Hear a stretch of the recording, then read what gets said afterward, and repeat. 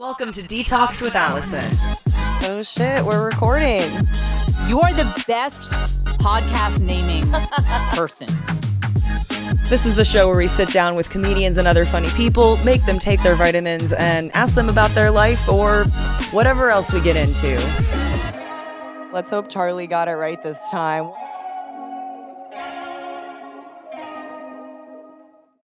Hey guys, welcome to DeTalks with Allison. We got Sam Lopez in the house. I'm so stoked to be here. Dude, I love, since we started like rolling the intro in our headsets before we start recording, like every guest has their different dance that they do to So it was like, yeah. I love it. We got you all helped out today. Yo, I've not noticed. I've watched a few of these clips. I've never noticed people all hooked up like this. Yeah, well, a couple guests have not wanted to do it. Okay. But a lot of people have, and it's been pretty fun. Like, it's a new experience for a lot of people. Oh my gosh, I've been thinking about it like ever since you told me what it was. I was like, I also, like, the first couple guests, I realized I, like, didn't give any warning. Like, I gave you a warning last night, being like, by the way, you can get this. But, like, a lot of the first few guests had no idea, so they thought I was full of it when I offered it to them. So I was like, I need to start warning people ahead of time that this is real. you let them kind of like ease into the idea. Yeah. Yeah, you gotta, like, mull over it at least for a night, you know? I could feel it. You're so right. I'm laughing because I can tell you feel it. Like, the way you're just chilling out over there. Like, let's go. Do this. I feel vitamized. There you go. Yep. Yeah, you didn't even know that was a word that we use. Like, No, I didn't. And then you said that it was. I was like, well, that's the obvious word. Yeah, it is. Clearly. It works. Like, What else would you say? I try to type it out on the computer a lot, and like it'll try to change it to vitalized, and I'm like, no, it's vitamized. Vitalized is cool too, but Vitalized. yeah, vitamized Yeah. is clearly what we're doing right now. Yeah, getting vitamized. Yeah, it's kind of like we do a lot of play on words with the marketing here at Mhm. MSW. Is like, get vitamized is one, but like we have our vitamin D supplement is called the D. So, like, The take the D, D. you know. That's and funny. we have like a mood boosting one that's called Bliss, and so I always say like drop your bliss, like you're dropping Molly. Ooh. Just play on that shit a little bit, you know. Yeah, Gotta this make is it fun. very like the EDM version of health. Basically. Yes. Yeah. Yeah. I need to use that for something. Damn. It's what it feels like. I feel Yeah. like we could just like the bass is about to drop, you know? Yeah. Well, they're always playing house music in there too. Oh, then yeah. So Were they playing it earlier and I just probably subconsciously? you were like, I think this is just playing in my head because it fits here. Well, I'm very glad to have you on the show. Stoked to be here. Yeah, I Clearly. just we've talked a few times at Vulcan and just Mhm. like hung around in similar places, and probably I think we've done a couple shows together, but We have. yeah, I think we've For done sure. Secret Show together at least once. Yeah. But yeah, I really appreciate like people tell me this a lot, but I get the similar vibe for you is like you're always just positive, and like I That's really why I like appreciate you. that. That's why we like each other. When you hit me up, I was like, oh, I like Allison. She's so sweet and fun. Yay! Very good vibes. Yeah. Yeah. But I get like a very similar sense from you. And like when we were driving over here, we were talking a little bit about like school and college and all those different things. So like, To slow this down. yeah. If guests ever have to slow down their IV in the middle of the show, it's because we're literally feeling high on vitamins. Like feels better. you can't describe it until you felt it. You just get like a rush. You also were Um, saying all these nice things about me, and I was like, oh, I was having an Too overwhelming. much dopamine. I know. You can't take all this positive. Well, I wanted to ask because we talked about like you live. I was half joking. I was like, I got triggered. You live right behind where I lived in college. I do. She was right in the middle of all the Greek houses and like It's so all dope. this stuff. It's great. I Like, love it. it's amazing, and I am jealous that you get to use the UT like gym because I miss being a student there specifically just for the gym.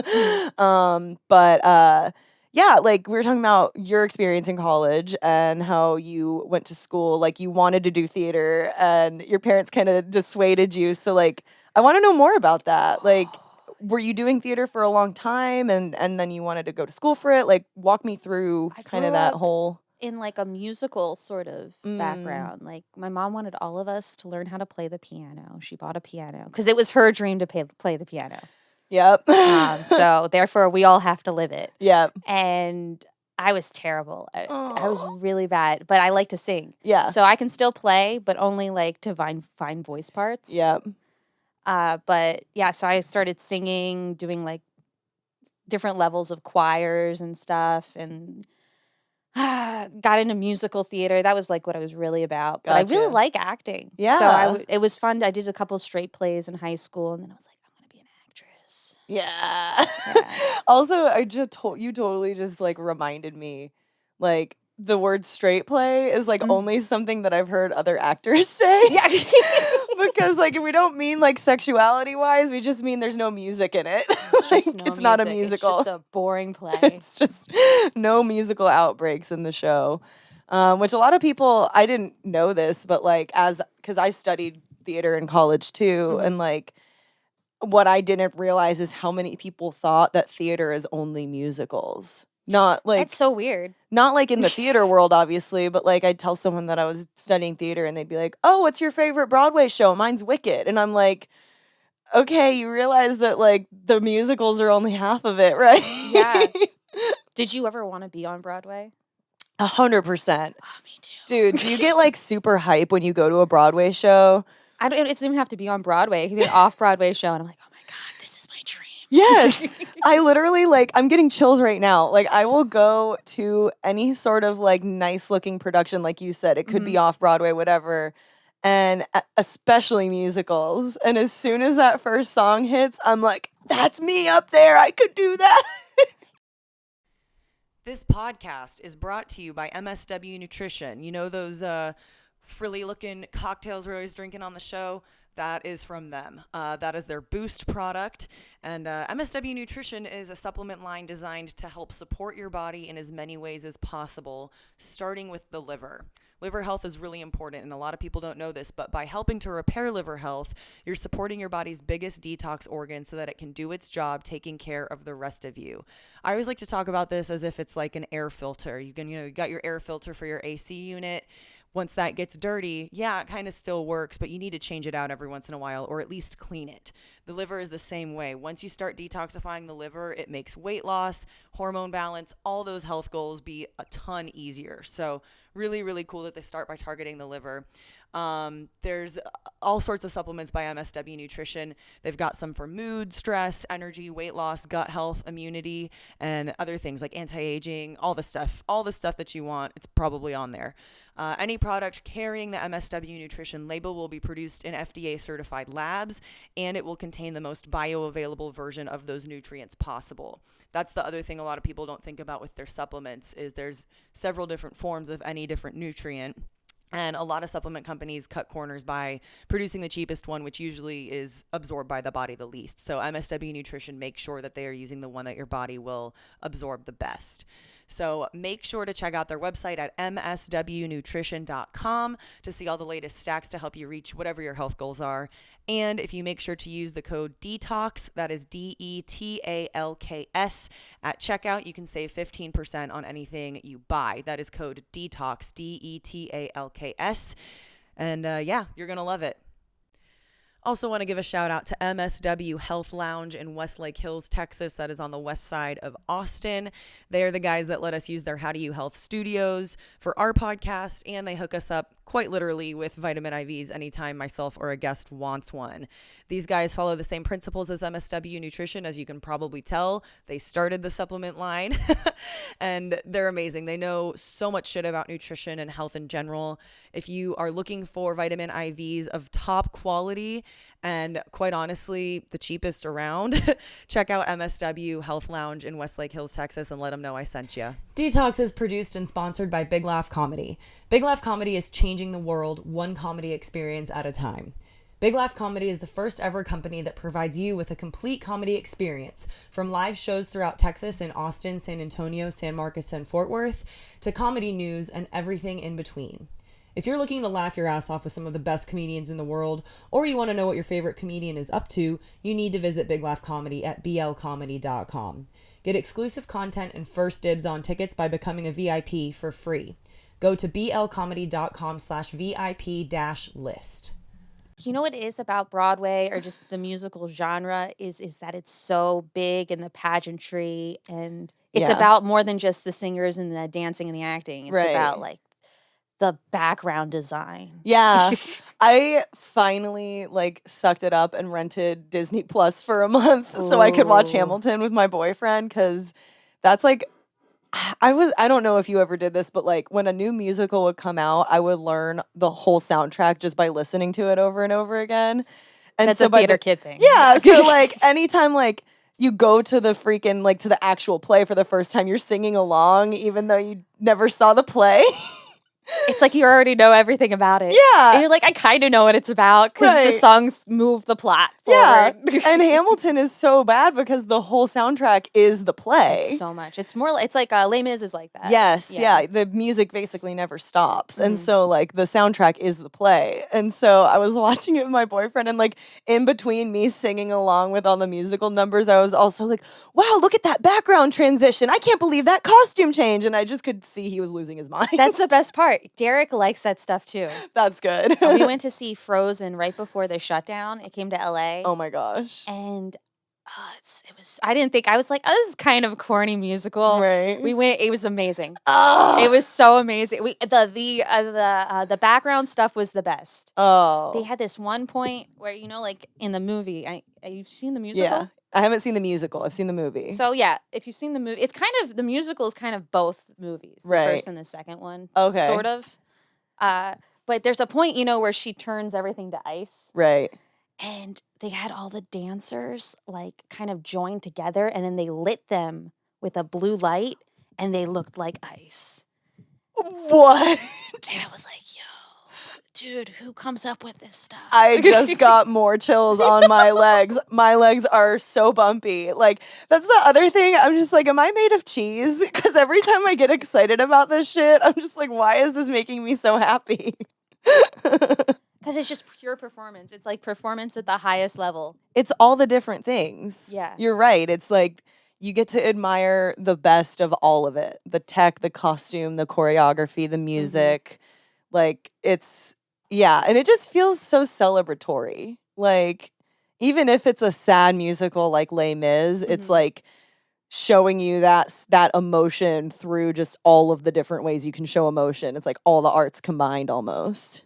Oh, yeah. It's just on steroids. Right. Or something, yeah. So how did that like transition happen for you? Like, you wanted to, like, you went to college and studied not theater. I studied English literature. I Right. was a pussy. Were you acting at all during college or like doing anything creative like that? You know what? I did tech my freshman year of college because it was a little less time consuming. Yeah, tech theater. Tech theater. Yeah. And I did, which I'd never done before. Yeah. And I hated it. I was gonna ask. Yo, it's so, if you're like into theater for the excitement and the getting into character, tech is like, God, shoot It's me. like, oh my God, it's all of like the kids that are the opposite of They're the the theater exact kids. opposite. But they all get together really well because, opposites attract. Yeah. They give great Well, parties. we both know that like the tech kids know that we couldn't do the show without them. Yeah. And we know that they like to do it, like they still are artistic, and that's why they're doing tech theater and not like other stuff, right? So it's like we both need each other for the thing to happen. We just have two totally different brains. Totally. I liked it. I did it for a year, or like maybe just one. Did you have to One do play. like lighting and sound and all that It stuff? was lighting, it- so we had to set up everything, which Yep. is like a lot of work. You It's don't so realize how much much. work they do. Yeah. Well, you just think it's like, oh, it's a couple days of hanging lights, but it's like, no, No. it's so specific. And then you got to get the colors, and then someone has to actually light the show. I didn't have to do that. Yeah, thank like hit the God. switchboard and Yeah. like all that stuff. Yeah, I had to do that for a semester. Like our lab credits for a theater degree weren't like being in a lab looking at, was, like, doing specimens. theater It was tech lighting. theater. It was basically the universities knowing that they didn't have enough tech theater students. So they would force the acting and other students to like have to take theater labs so that they could run their plays. It's not a bad idea. It's not like it, it taught you, because I mean, You I appreciate obviously- it more. I appreciate it more for sure. I know how to like communicate with those people, like, because they kind of have their own language. Like if you talk to a theater actor, you know, you'll say, oh, where's your blocking? Hit your mark. Where's the gaff tape? And all these different things. And it's like, what are those words? And if you talk to a tech person, they have their own language too on like, if something's falling, they have a specific thing they say. Like this light, it was like, I think it was heads down actually. Yeah. Because they were like, if you say heads up, everyone looks up. right. So you say heads down, that gets everyone to duck if there's a light falling or some shit. And so like, I appreciated that you learned that because then you do know how to work better together. They also all carry knives. Oh my God. Every tech person I've ever met has like a utility knife Yes. or just a box cutter, which is almost like, why? What Scarier. Who has a box cutter just on them at all times? I totally forgot that fact. Typically, yeah, you're right though. They're the one place where cargo shorts and cargo pants are still like celebrated too because of all the pockets. The pockets. I I have mine on.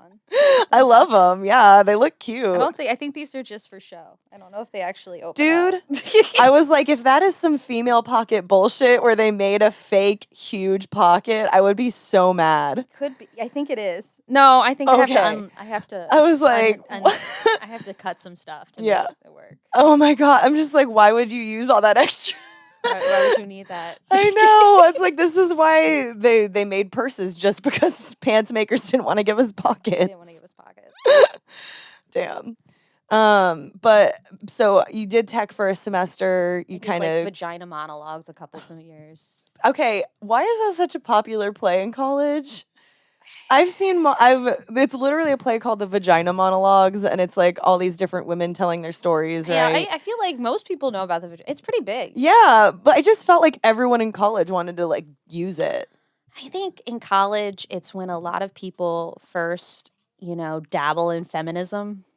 That's fair. It's the first place that's let them say the word vagina on stage, Oh yeah, too. it's very exciting. Yeah. Also, like the idea of feminism is just like this faraway idea in high school. It's like maybe because also you're not thinking about that. You're like, who am I gonna fuck? Right.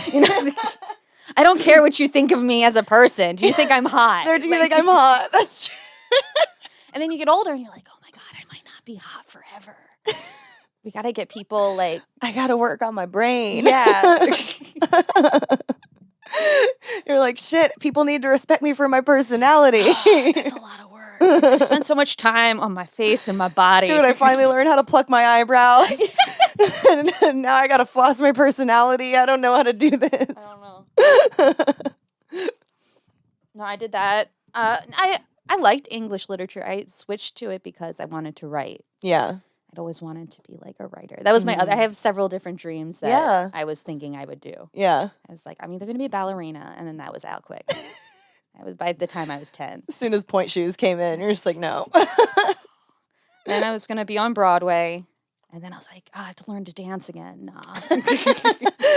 Dancing is the Dancing was thorn the in your line. foot, yeah. I was like, I can't dance. It looks so stupid. And then I'd always wanted to write, so I was like, I'll do English literature, and I've never used my degree. Well, I mean, I guess you could like argue that writing jokes like uses some of the things you learned. Oh, for sure, 100%. Like, where did that transition for you happen? Like, you graduate comedy? college, and then like suddenly you're like, I'm gonna do stand up now. No, I've lived a long, old life. You're not that much older than me. You don't even know. No, so I graduated. I worked in non-for-profits for a year.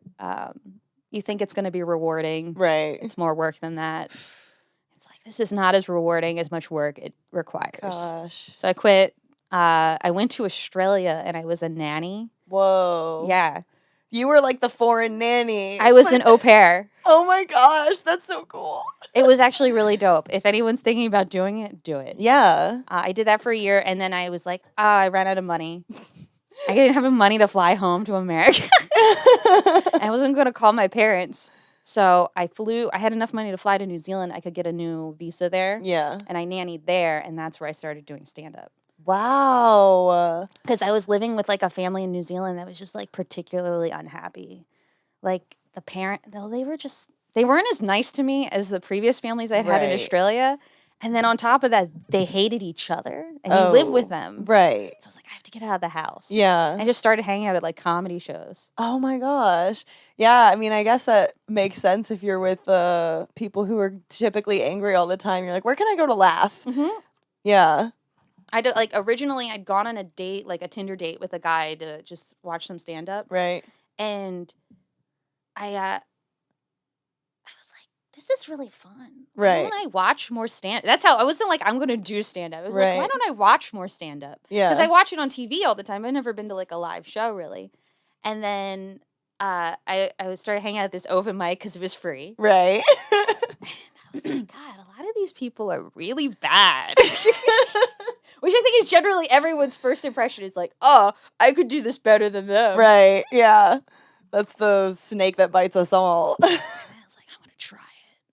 And then I gave myself like 3 times before I was like, you can't keep coming back to this club if you're not gonna try it. Right. That's what I said. You can come 3 more times and then you have to try it. And so I tried it and I like blacked out on stage. Oh my gosh. I didn't see the light. They had to play the music to get me off stage. Like also, it was a really long mic. They were giving out like 8-minute spots. Whoa. It's a lot of time to Yeah. do for your first spot That's ever. double what most mics give you. Most mics are 3 to 5 minutes. Mhm. Yeah. So, yeah. And Did you like try writing jokes when you did that, or did you just be like, I'm gonna go tell a funny story? I had a notebook and I just wrote a bunch of stuff in it, like, oh, I think this is funny, or like just Ideas. ideas of things. And I guess like they were stories, but they're like when you're not. It's funny when you're as a stand-up, you realize that outside of stand-up, people are doing the same thing. Like you tell the same story to multiple different people.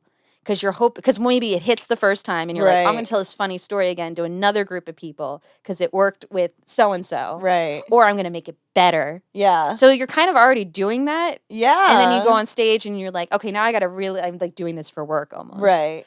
So I'd written down like a bunch of things like that. I were like anecdotes that I would tell to my friends. Right. And I'm sure I bombed. I can't remember. It Right. was so bad. I would never listen to that recording. I think I have listened to it, and I was upset. But yeah, it was cool, and I couldn't get up a lot in New Zealand. I did it there for like 5 months, and I could get up maybe like 2 or 3 times a month. That's not a lot of time. No. So I was like, I'm gonna go back to America, and then I lived in San Diego for a year and then moved to LA. Okay, cool. And then you said once you moved to LA, you kind of were hanging around the store a lot and like Yeah. pre-COVID just started working at the store. We so I did a year in San Diego. That's where I met Derek. Okay. And then he had been doing stand up for like 5 years already at that Right. point. And it was still my like first year. Right. And I got a lot of development time in San Diego, but I wish I'd had stayed a little longer because Yeah. when we got to LA, he went to LA for the store first. Yeah. Because they asked him to come work there. Right. And he's like, you want to move to LA with me? I was like, cool. Yeah, And we let's moved do in it. together really fast anyway. Right. And then, in LA, it's hard to get up. Right. You're running around to different parts of the city all the time trying to get on mics. Yeah. And I was basically just doing mics and hanging out at the store for like 3 years. And then they finally let me like work there too. Yeah. Yeah. I think it's always so interesting to me, like, because when I first went to LA, I Mhm. think it was 2018, maybe end of 2018, just to visit. I had a good friend that lived out there, Destiny Lane. So she did comedy as well. And she would let me stay with her and we just go hit mics and like I would basically scope out the LA scene because Mhm. like having started in Austin, I wanted to see what one of the bigger cities was like with comedy. And it was always so interesting to me to go to the store because like first of all, I loved it there. There's so much just lore about it and like you can feel it when you go in there. Like there's memories in that building. There's an energy in Yeah. that building for sure. Yeah, and it's like, and you walk in that building, and whether you believe in ghosts or not, you're like, I understand why someone would say this place is haunted, and it's not in a bad way. It's just like you feel it because there's been so many people in there, And It's also all the black. all the black doesn't the help. black walls with the red neon. Yeah. There is this sort of mystical amount. Like the Yeah. first time I went, I said it feels like I'm at the crux of the universe. Yeah. It feels like time is different in there. Yeah. Yeah. It's a cool place. And I always just found it so funny that like the system that they created to kind of like up and coming comedians that wanted to possibly be paid regulars. You don't have to work there to be a paid regular, but it's like if you move to LA to pursue comedy, the thing to do is like apply to work at the Comedy Store because you could do phones, you could be a server, you could be a door guy. Usually people wanting to be comedians are door guys or phone people. Yeah. But most of the servers there are pursuing acting. Oh, okay. So that's kind of why. Yeah. Because I didn't know this until recently, but like they kind of, at least Mitzi, like didn't want servers to be comedians. Yeah. And everyone has their own weird store story. Yeah. Like how they were kind of taken seriously for the first time. Because I worked in the booth, which isn't technically a door guy. Yeah. So it took me a long time to kind of get respected by the door guys because they kind of control the time that people get. Yeah. Yeah. But I was lucky I'd been hanging out a lot and they all knew me because of Derek. So the door guys are kind of the ones, because I've only done potluck there a few times. Like that's basically my extent of performing at the store. The rest of it was being a store fly, like going into shows and watching stuff. But like, so if you're a door guy, those are the ones that are typically pulled to host the potluck or to open up before the main lineup shows. Yes. But okay, so if you're working like booth or something else, you don't necessarily get to do that. No, that's not automatically. That's so weird. The door guy position was not only did you have to be offered, because most of these positions, they're not advertising. Right. As, That like they apply need for it. someone. Yeah. So most of them, people were either tapped by other door guys or tapped by Adam Egget Yeah. at the time.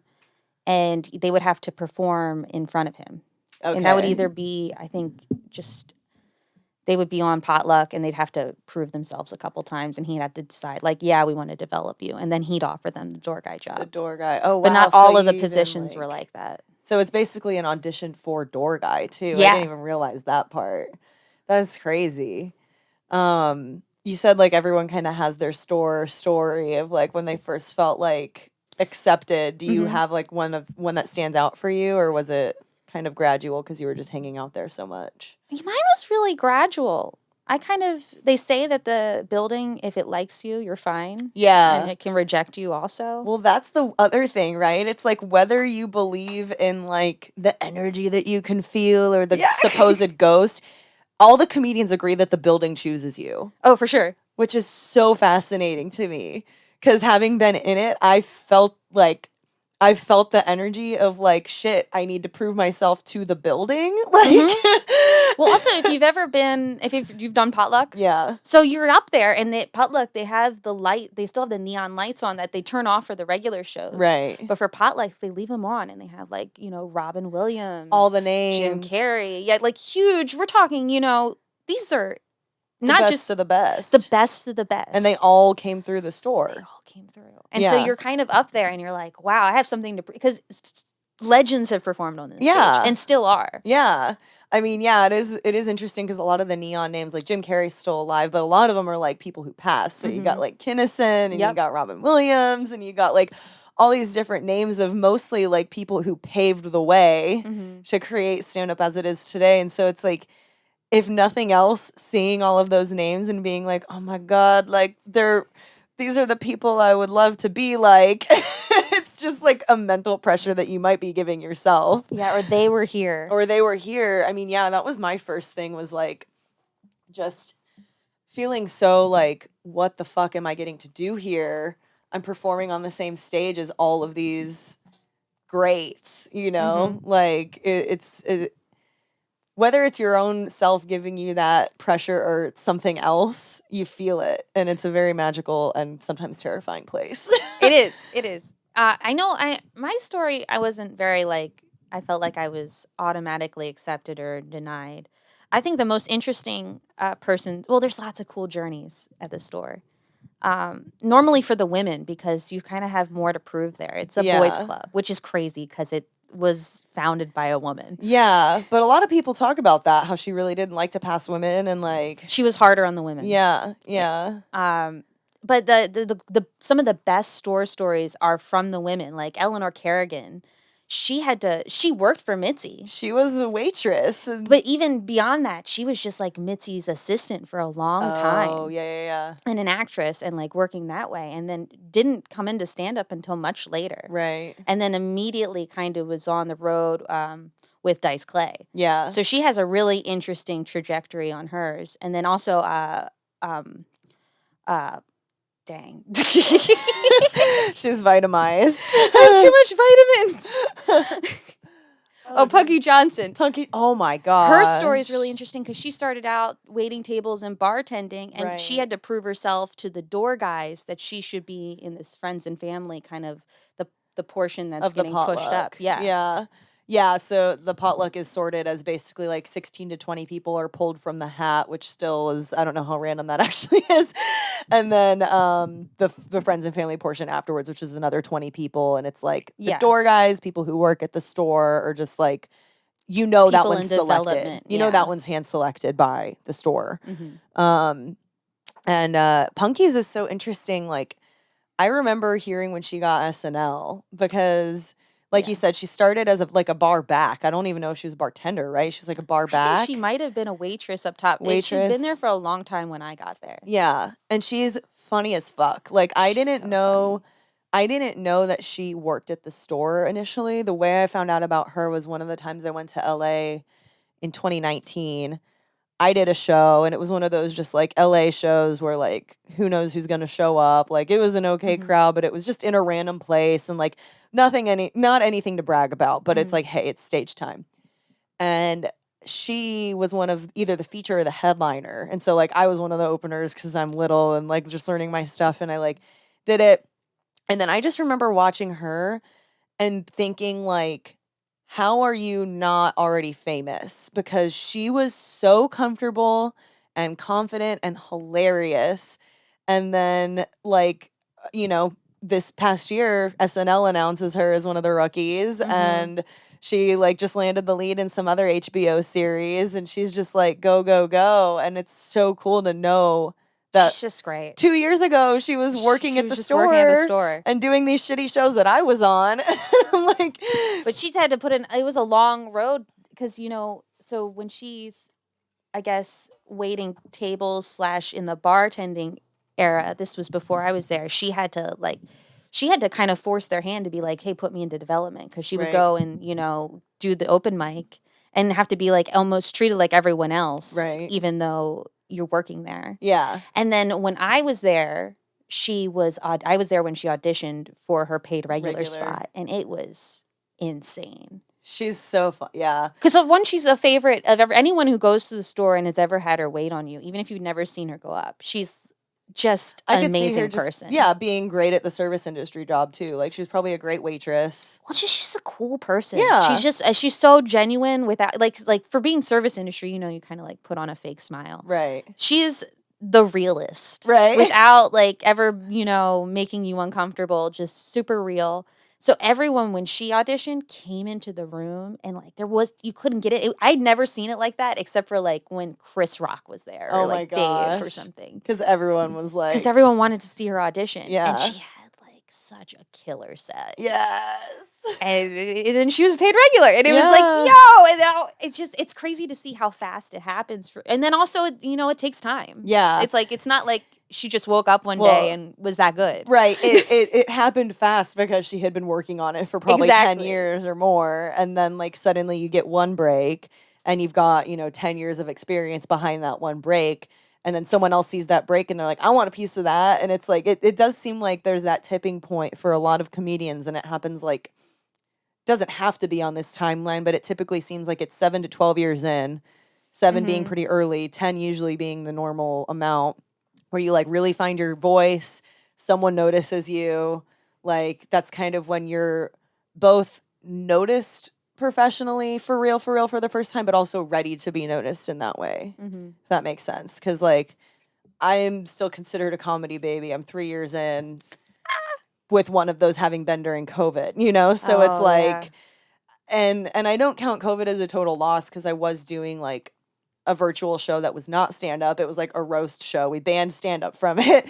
So I got to like practice writing jokes still during COVID, but it's like I'm a comedy baby. And like, like people who are 3 years in, it's like, yeah, I might have a decent solid set of however long, but like I would be terrified if for some reason I was offered like a spot to come on a major television show right now and try to do stand up because Yeah. it's like, yeah, I might be able to compose those good 5 minutes, but like, how can I back it up to headline this place after I get all this exposure? It's like you need to be ready with your material and your ability when you get that break. Exactly. And I think Punky's a great example of someone who built up that material and that ability and then just at the perfect time, like, got the hit. I think also when you're sort of when you're seeing resistance, like you feel like you're fighting against it to get what you want, Right. it does sort of propel you in a way, like it's like you feel like you're pushing against something for so long. So then when that something's gone, you're like, you're skyrocketing now. Yeah. Yeah. I like that a lot. And I think too, like the word resistance, have you ever heard of the book, The War of Art? Mhm. Yeah. So it's obviously a play on words, but shit, I forget what the Jen's gonna kill me with the artist's name. It's just something yeah, Charlie, can you look that up? But The War of Art is like such an interesting book because it talks about resistance. Mhm. And it talks about resistance in the way of like your own resistance by like basically saying, if there's a thing that you really should be doing or whatever, and like, hey, I need to sit down and write for an hour today to get this new material done, and you just are finding every excuse in the book to not do it, that's your own resistance. And so the book talks about like you're already going to face enough external resistance or people not giving you the chances that you think you deserve. So why would you also put up your own resistance? And it puts it into really simple terms, I think. Stephen Pressfield. Stephen Pressfield. Yeah, there goes the vitamin. Vitamins. Thank you, Charlie. Understanding. Do you feel like the pandemic has helped you as a comic in that? From my perspective, the thing that was holding me back the most in stand-up before the pandemic was that I was so nervous. Mm.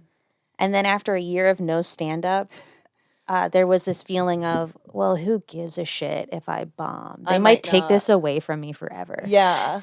No, I do feel that, actually. I still definitely get some nerves when I go on stage, but there was like a layer of that pulled away. Similar to what you explained. It's like,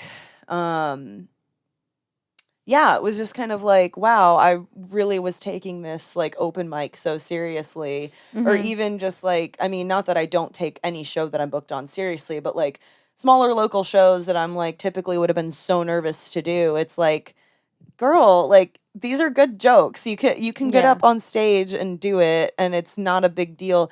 And actually breaking down that mental barrier makes you a better comedian.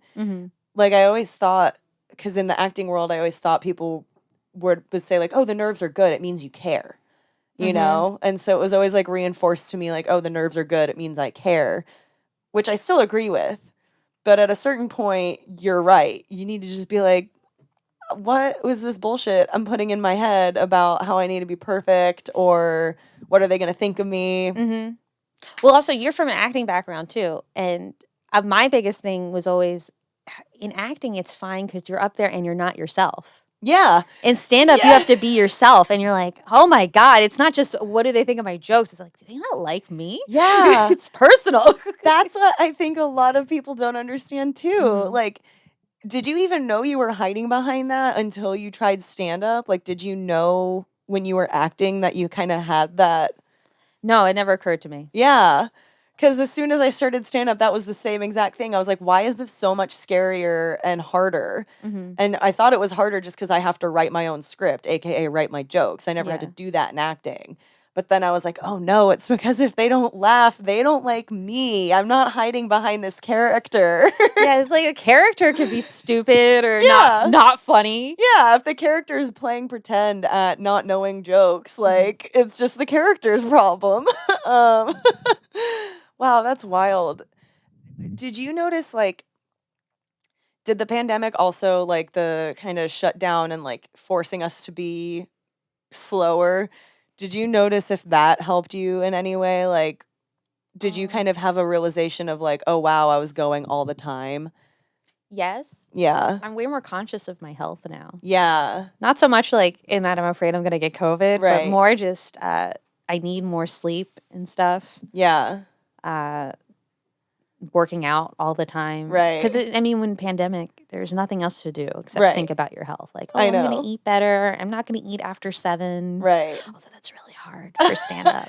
For stand up, I kind of gave up on the fasting portion, or at least like knowing that my first meal might not be until 2 if I'm gonna try to fast, because it's like you get home at midnight or whatever and you're hungry. Like, And also the energy, the all the vibes from being on stage, especially if you had a good set, you're like, oh, I'm hungry I'm now. hungry. Well, yeah. Can you eat before you go on stage? I don't like to. Yeah, me neither. Like, no matter what the thing is.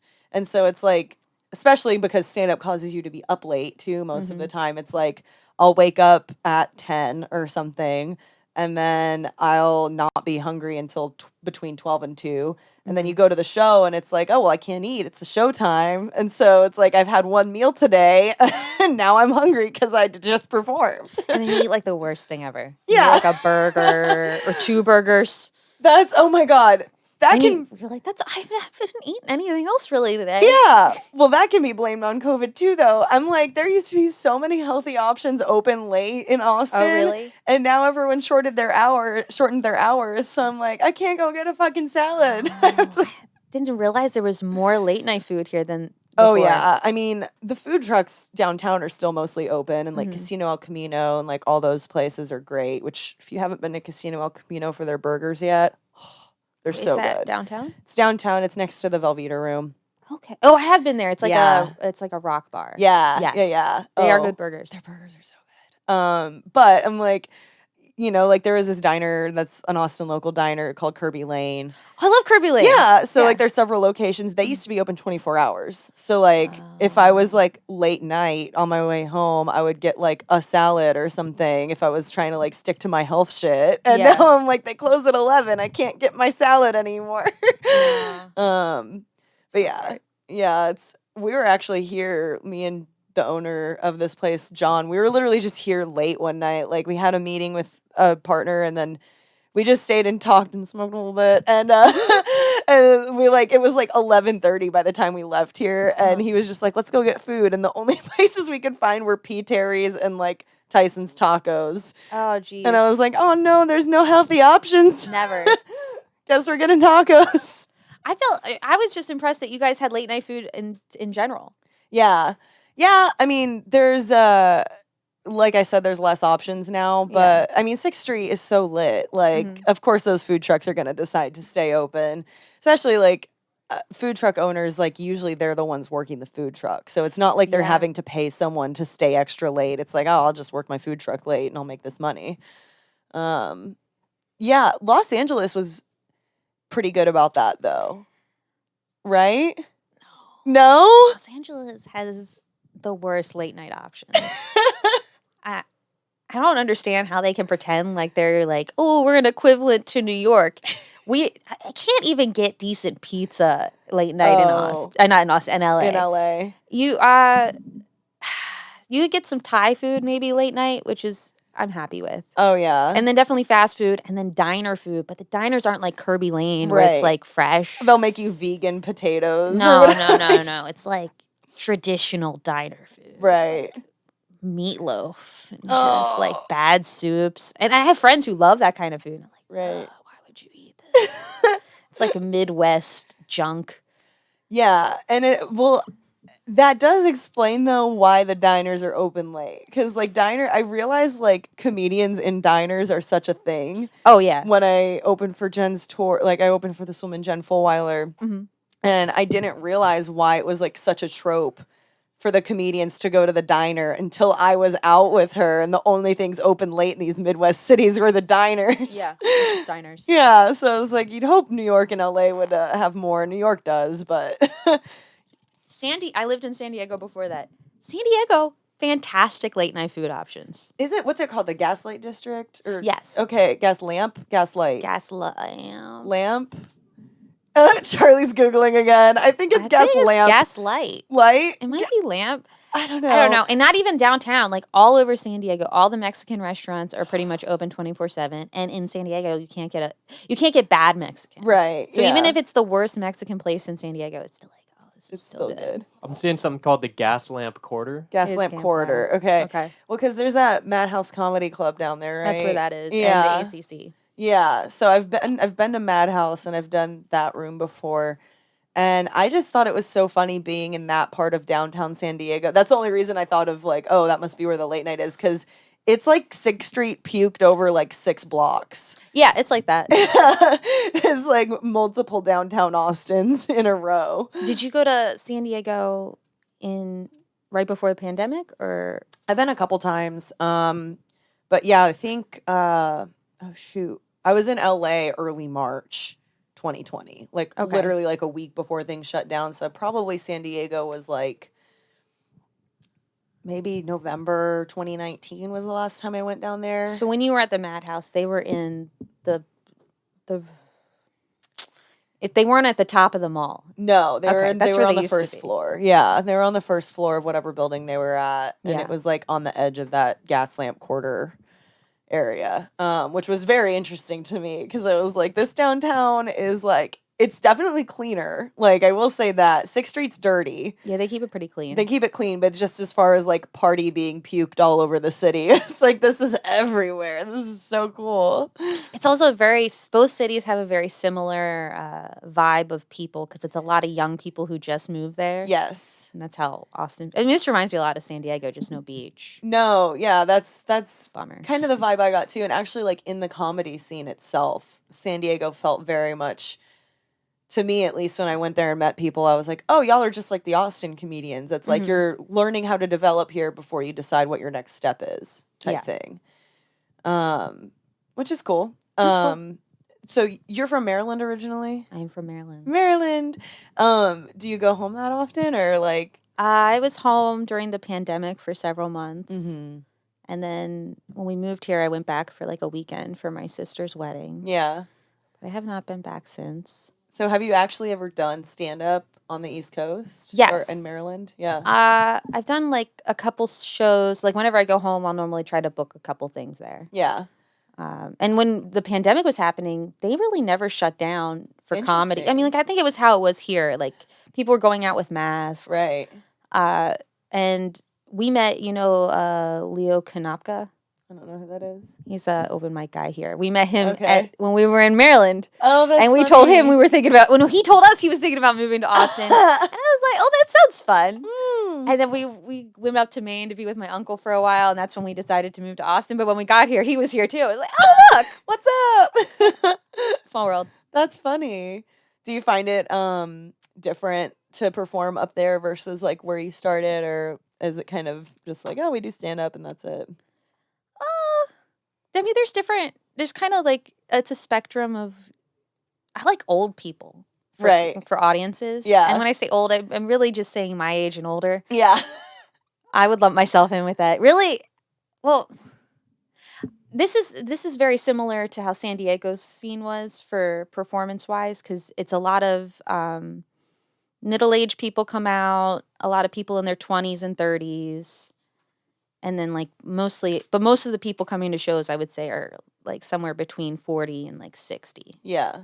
Which I really like that age group. They Yeah. like to laugh. They work hard, and when they go out, they're having fun. Yeah. It's IVs are getting close to being done. Yeah, yours looks pretty done. Go ahead and roll the ball all the way down on your thing just so we can close it. Okay. And we'll have the nurse come in and get it in a sec. Yeah, that's kind of the age group of people who are like, you're not gonna offend me. Mm-hmm. like, you know, they're not like encouraging you to be offensive, but they're like, if you're gonna go there, like, feel free to go there. We'll laugh. Yeah. You know? Um, And they like dirty stuff. yeah. It's so cute. I don't know why. It's old people liking dirty. And like at my mom's age liking dirty stuff is so adorable to me. It's Right. like, oh, you still have sex. Cute. Or you want to. Oh yeah. You remember when you did. Yeah. But no, I think the most different place I've ever been to perform was not, the East Coast is pretty similar, but when I would go up to like San Francisco. And I guess Austin has a side of it that's similar to that, where Yeah. it's like we feel like we have to put on this extra pretense so that people know that we're smart and that we're liberal. And we're joking. Like, if we're gonna laugh at a joke, it's because it's a joke. Like, or not even that. Like, it's, oh, this joke was perfectly crafted and it says something about the world. And I learned a little something. right. Which is cool, too, because that's also, like, a skill I would like to have. Right. But it's not as fun as making, like, a room full of, like, 55-year-olds laugh. Yeah. Yeah. You're just like, I'm here to be goofy. Like, I don't need to be groundbreaking with every sentence. Yeah, I mean, that's definitely my next thing. It's Right. like, okay, how do I say something that's never been said before, you know, Right. or thought? How do I, yeah, that's always the thing that I think of is like, because a lot of my jokes are just silly or like wordplay or just like, let's laugh at this thing. And I love that. But it's also like, how can you, yeah, Is that supposed to happen? Yeah, it's fine. That's why I had you close it. Did it close it all the way? Let's see. We'll text Baldo. Can you send Shawnee? IV's done. Yeah. What was I gonna say? Oh, but like I do really admire like, and it seems to be kind of like the progression of comedy, like, or comedians is like you watch these people who've been doing it for 10, 15, 20, 30 years, and it's like they're able to make actual points about the world and still be funny about it. And I think that's just such a skill that people don't realize how difficult it is. Oh, it's also, first of all, you have to care a little bit about the world. Right, yeah. And not that I don't care, but it's like, oh, that's just not how I think about having fun. Right. So it is interesting to be like, oh, you see other people doing it, like, oh, how do I get there? How do I, one, care? Right. How do I care enough to say something about this? Right. So, yeah, I mean, that's the next goal. And we're all trying to be Dave, right? We're all I'm going for glad that that goat you- status. Yeah, I'm glad that you said that though, because do you feel like you are like a pretty chill person? Because you seem like you're pretty laid back, like you don't get super angry about things easily. Yeah, I'd say that. Yeah. I'm not super angry about a lot. And I just, hey, Shawnee's gonna unhook us. But I just, when I first started comedy, I felt similar to you in the sense that I was like, I don't know if I'm going to be funny because I don't feel strongly about a lot of these issues that people want to talk about. Like, tell me if I need to move this. But I was like, wow, I was watching all these people like Bill Burr, especially, or someone who really uses their emotions and their like anger / personality to like make hilarious but meaningful points and jokes. And I just like, I was like, wow, I'm not this angry. Like, I can't, I was like, I don't have this strong of an opinion on this thing. And so I thought I wasn't going to be good at comedy. Like, but I don't think it has to be that way. Like, I think you can make funny and meaningful points even if you don't actually like, even if you wouldn't be willing to get in an argument about that thing. Yeah, and I think sometimes it's like we put people in like these different levels because maybe they're saying something that's more important. Right. But there's also, you have to think about how much does the audience actually care about this? Like, there's so many huge comedians who don't say anything really political at all. Like Sebastian does like massive theaters all the time. He's just talking about his family. Right. But that stuff means stuff to people people. because they also have families. So I think it's not, I don't want to say being smart, but I don't think being smart is as big of a deal. Right. Especially probably right now. Also, for people listening, Sam is very bravely getting her IV pulled out. Look at that. That was so I hold easy. it. There you go. That was, yeah, I didn't even notice that. Right? Shawnee's a pro. Look at that. She's closing the gloves right on the needle to keep it sanitary. Oh my gosh. Thank you. Thank you, Shawnee. Thank you, MSW Lounge, for the IVs. Thank you very much. Be nice and vitamized. So vitamized. But yeah, I think especially today it's so interesting because like a lot of people will. Thank you. Thanks, Shawnee. People will want to like. It is divided, right? It's like people will want to hear actual opinions from comedians about things, but at the same time, they're like, "Why are you a comedian telling me your opinion on these things? I just came here to laugh." Exactly. So it's like, which one works for you? I guess as a performer. I think you should be true to like whoever you are. Like when there's something like politically or whatever it is that really does get you passionate about it, then you should be talking about it. Right. Yeah. I guess just like not fabricating, which again just gets back to being yourself, which is kind of figuring out who you is kind of a big part of comedy. Mm-hmm. And then there's like so many comics who just don't, they do a character. Yeah. Which is a whole other like, wow, that's cool. Were you ever tempted to do something like that? Especially like coming from an acting background? In the beginning, yes. But I think the best characters are people who are just doing themselves at an elevated status. Yeah. Because there's, a lot of people do characters and it's pretty much themselves. But like some people, they can't be a different person off stage from their character. Like Larry the Cable Guy has to be Larry the Cable Guy all the time. Right. But if you see Anthony Jeselnik, you'll see him go up and he's doing a character. But when he goes off, he's super nice. He's like the nicest dude ever. Yeah. I always hear that about him. I love that. So I think yes and no. Like I think if I did end up doing a character, it would probably be just more of an elevated version or a part of myself that maybe I don't have out all the time. Right. Holtzman's a good example of that too. Yeah. Holtzman's a great example of that. If Holtzman did his character off stage, he would have so many restraining orders. He definitely he's like the sweetest old man He's ever. so sweet. And like but yeah, he's definitely strange. And also on my phone actually. Oh, I want one of those stickers. I gotta get one. Charlie's. Yeah, he gave me another one. I should have brought it. Give it to you. He was like, I bought 1,000. Take more. Oh my God.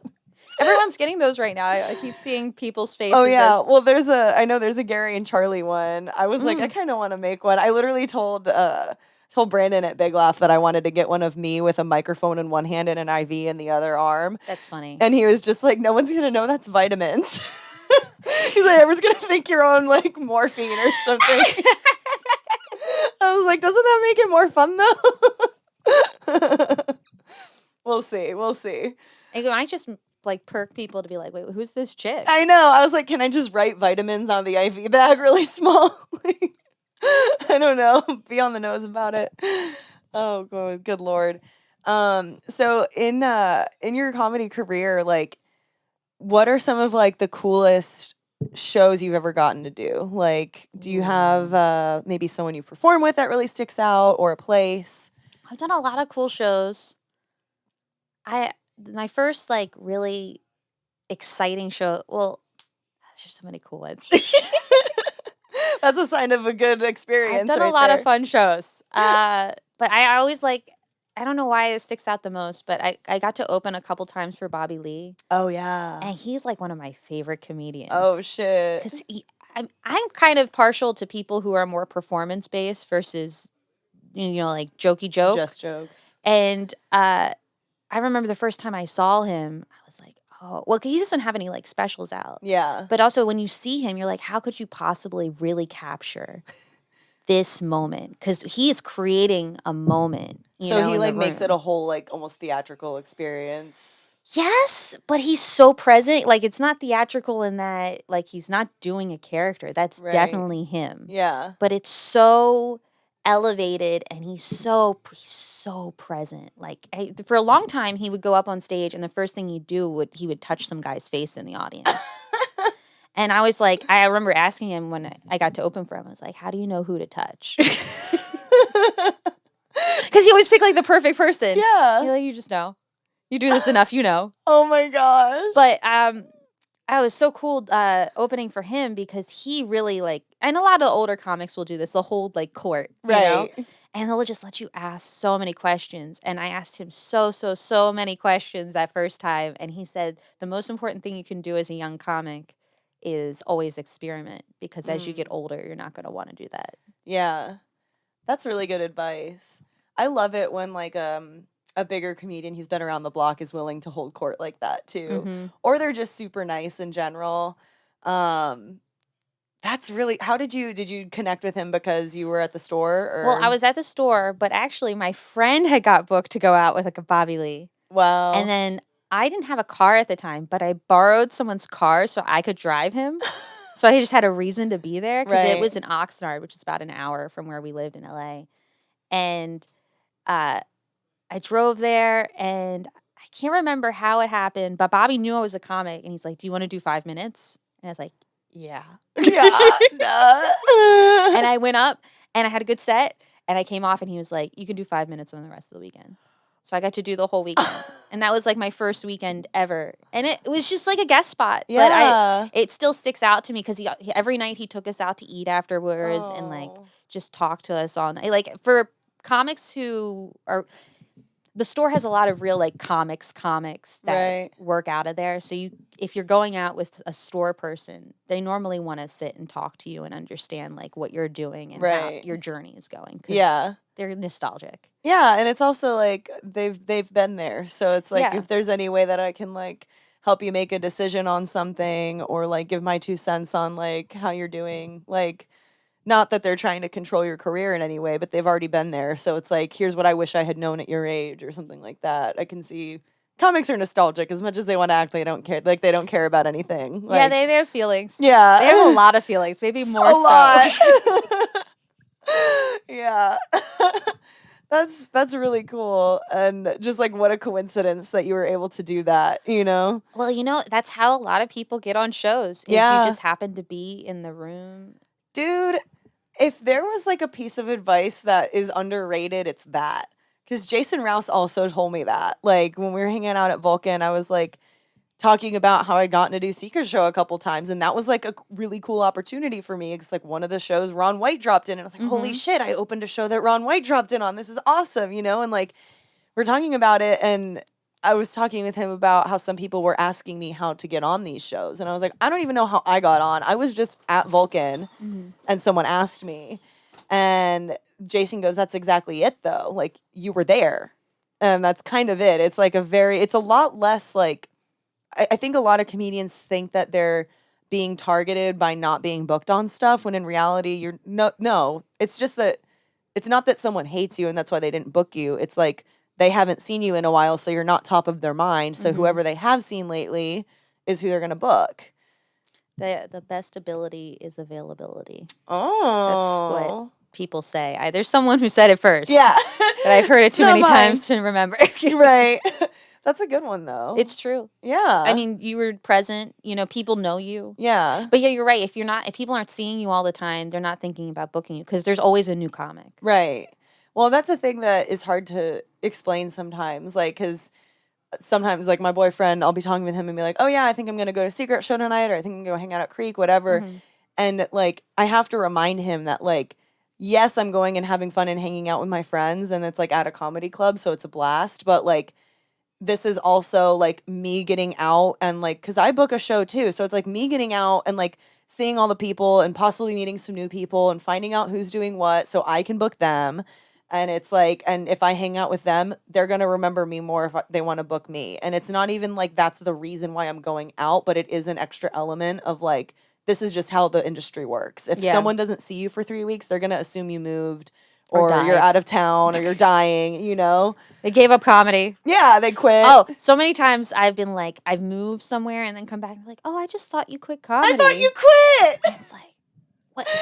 But I'm not super good at social media, so I feel like it's easy to think that I like post once every like 2 weeks. Yeah. I mean, that's part of it, but it's like, I don't know. It is just such a thing that like, I don't know if there's any other industry that's like, oh, I just thought you quit. Like, so many people quit. So many people quit. But that's also why it's like encouraging to keep going, because you're like, well, so many people quit. If I just keep going, then I'll be one of the few that's good enough. Yeah. Well, that's the thing. It's like, if you're self-aware at all, and you just keep going and keep trying, there's no way you're gonna like and again, self-awareness is key. You got to fix your jokes if they're not good. Yeah. But it's like, if you just keep going, like, there's no way. It can't stop you from getting better. Yeah. Yeah. I like that. There is one thing I always ask guests at the end of the show. It's kind of vague, but I would love to know, like, what you're excited about. And it could be anything. Comedy, life, stuff coming up. Oh, what I'm excited about. Comedy life. Dang, I wish you told me this yesterday. Shit, I should have given her this Should have one. said that with the IV. The Like, we're doing IVs. IVs. I'm also going to ask you what What you're are you excited about. I I- hope you have excitement in your life. You got joy. You smile a lot. I smile a lot. I'm excited about a lot of things. Gosh. But what am I excited about? I'm excited about the new year because my lease is up here in Austin in January, and I don't know what we're going to do next. Wow. And a lot of that is depending on what happens with Rogan's Club. Yeah. What happens, I mean, Derek's on the tour with Andrew Schultz right now, so what happens with that? So I don't know what we're going to do next year. I think we're going to stay here in some Home base. capacity. Yeah. But I am excited of like, oh, maybe I'll be on the road more in the Yeah. new year. And I'm also excited about the new club opening. Right. I'm actually really stoked about that. Yeah. I've been waiting around, Joe. Yeah. Okay. Wait. Has he announced a date yet, though? Because I still No, haven't I heard still haven't heard anything. a date. Okay. I've heard vague timelines. I've heard vague timelines a few times, though. I know. Like, I try not to get too excited. I know. Yeah. Well, when he had the first location, I knew like what the goal timeline was, and then he Yeah. gave up that location. So I was like, well, shit. Now I don't know anything anymore. But that's really cool. And is Derek gonna be? Are you gonna be at the Schultz shows this weekend? Like, are you gonna be hanging out at all? Or I'm gonna try to. I don't know because he's filming his special. I'm gonna be at the Sunday show. That's why I was You're going to see asking. it? I'm gonna watch. Yeah. That'd be so dope. Yeah, I heard it's like that's a whole experience too. When you said Bobby Lee is like an experience, I Yeah. hear Schultz just like makes a football stadium out of his audience Oh, too. Like, it's insane because he's doing this like sort of over the top tour. Like all they have like lights and like t-shirt cannons. I yeah, hear. t-shirt cannons, all this fanfare, and then on top of that, he's like an insane comic. Yeah, Because he's very, he's special in that he's doing both. He's incredibly, like, an awesome performer, like, being in the room with him. Right. That can never be replaced. You can't really replicate that. right. But what he's saying is so articulate and so important. You can also capture that, and that. that still translates. Yeah. So he's really special. That's going to be cool. I'm hoping I'm going to be able to watch. I know. I was hoping you'd be able to get in. At I some don't point know. to see it. Fingers crossed. But I don't Yeah. want to. I also don't want to like push anything because like I know like it's his special. So Yeah, I mean, I don't want to be in the released way if after. I. Yeah, This will be released after this weekend, so I'm hoping to. Yeah, cool. Well, let me know if you're there for sure, Okay. because I would love to just say hi. I mean, I'm not trying to get in the green room. I just would love to say hi afterwards or whatever. But yeah, I'm super excited, and I guess Derek is probably working on those shows too. Oh, he's so pumped. They're in San Diego today. Oh, sweet. Yeah. Yeah. Okay. I'm extra excited. I forgot that he just started touring with Andrew. So when he said that, I was like, oh shit. Yeah, it's super dope. Yeah. He comes home and he's like trying to tell me the jokes. I was like, stop. I don't want to hear I don't want to hear your it. sorry version of his jokes. I want to hear the real thing, man. Get me into a show, babe. Come on, Yeah. let's go. Oh gosh. Well, I think we're gonna wrap it Okay. up. I really appreciate you coming in and doing the show. Thanks for having me. Yeah. Where can people find you? Like podcasts, social media, You can website. find me at Best Sam Lopez on Instagram, and do I have any other things? I think also on Twitter. I don't tweet, but if you want to see things I tweeted like years ago, go ahead. And then I am on Spoil the Beans podcast. Spoil the Beans podcast. That was you guys talking about movies, right? Yeah, well, Derek literally performs the movie, like word for word. Like you should watch an episode. It's I It's should. crazy. Yeah. Like he watches it and then he tells someone who hasn't seen the movie the entirety of the movie, That's amazing. which is it's super fun. and I would go through and just pick a movie that you like for Okay. the first time. Don't like pick one you've never seen before, Right. because it's also it's fun to watch the ones that you like and you're like, Right. oh my gosh, he's hitting this part. I love this part of the movie. And he I does will the definitely accents check and that stuff. out. That's Yeah, hilarious. it's fun. Cool. Well, again, thank you so much for doing the show. Thank you, guys. and thanks for the vitamins. Yeah, guys, follow Sam on Instagram at Best Sam Lopez. This has been Detox with Allison. Thank you so much.